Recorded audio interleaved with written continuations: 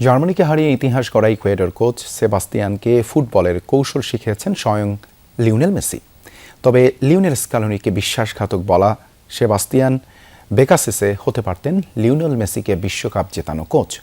2018 বিশ্বকাপে লিওনেল মেসিদের ডাগ আউটে থাকাই বেকাসেসে এখন নেট দুনিয়ার নতুন সেন্সেশন।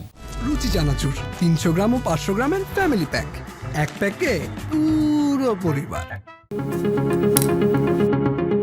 রেফারির শেষ বাঁশি বাজতেই যেন বিস্ফোরিত হলো নিউ জার্সির মেটলাইফ স্টেডিয়াম। ডেথ গ্রুপের সব হিসাব পাল্টে দিয়ে শক্তিশালী জার্মানিকে 2-1 গোলে স্তব্ধ করে দিল ইকুয়েডর। রচিত হলো নতুন এক রূপকথা, যে রূপকথার নায়কের নাম সেবাস্তিয়ান। দলের ইতিহাস গড়া জয়ের পর গ্যালারিতে ছুটে গিয়ে যিনি আলিঙ্গনে জড়ান নিজের পরিবারকে। কিন্তু কে এই সেবাস্তিয়ান বেকাসেসে? যিনি ইকুয়েডরের ফুটবলে দেখাচ্ছেন নতুন স্বপ্ন, তিনি আসলে আর্জেন্টাইন ফুটবলের এক চেনা মুখ। 2015 সালে চিলিকে কোপা আমেরিকা জেতানোর মাস্টার প্ল্যান তৈরিতেও ছিল তার অবদান। 2018 বিশ্বকাপে লিওনেল মেসিদের ডাগ আউটে হোর্হে সাম্পাওলির সহকারী ছিলেন এই বেকাসেসে। 2025 সালে ডি স্পোর্টসকে দেওয়া এক সাক্ষাৎকারে সেবাস্তিয়ান বলেছিলেন, তার জীবনের সবচেয়ে বড় পাঠশালা নাকি স্বয়ং ফুটবল ঈশ্বর লিওনেল মেসি। এলএম10-এর কাছ থেকে দেখা নেতৃত্ব আর ম্যাচ রিডিং আজ ইকুয়েডরকে বানিয়েছে এক জায়ান্ট কিলার।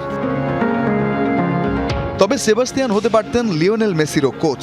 2018 সালে সাম্পাওলির 3 জন সহকারী ছিলেন, পাবলো আইমার, লিওনেল স্কালোনি আর এই সেবাস্তিয়ান। সে সময় কোচ খেলোয়াড় দ্বন্দ্বে কোচের পক্ষে ছিলেন সেবাস্তিয়ান আর মেসিদের পক্ষে ছিলেন মেসির 2 সাবেক সতীর্থ স্কালোনি ও আইমার। সাম্পাওলি স্যাকড হলে সেবাস্তিয়ানেরও আর্জেন্টাইন ডাগ আউটে দাঁড়ানো হয়নি। পরে স্কালোনিকে সেবাস্তিয়ান বিশ্বাসঘাতকও বলেছিলেন।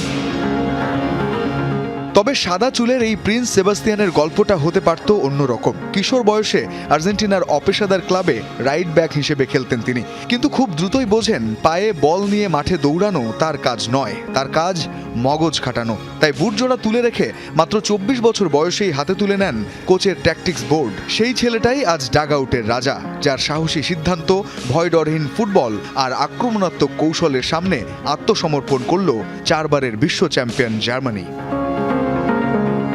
তবে মাঠে খেলার অভিজ্ঞতা না থাকায় সমালোচনার শিকারও কম হননি সেবাস্তিয়ান। তাকে যখন কোচ করা হলো, ইকুয়েডর জুড়েই সমালোচনা। বিশ্বকাপে প্রথম 2 ম্যাচ জয়হীন থাকার পর সেই সমালোচনার আগুনে ঘি ঢালেন ইকুয়েডর সমর্থকরা। তবে সেই আগুন পারফরমেন্স দিয়ে নিভিয়েছেন সেবাস্তিয়ান। তার অধীনেই 20 বছর পর বিশ্বকাপের নকআউট নিশ্চিত করেছে দেশটা, যার পর পুরো ইকুয়েডরে ঘোষণা করা হয়েছে সাধারণ ছুটি। সবকিছুর পেছনে একজন লম্বা চুলের আর্জেন্টাইন ভদ্রলোক, সেবাস্তিয়ান বেকাসেসে। রঞ্জন শান্ত, যমুনা স্পোর্টস।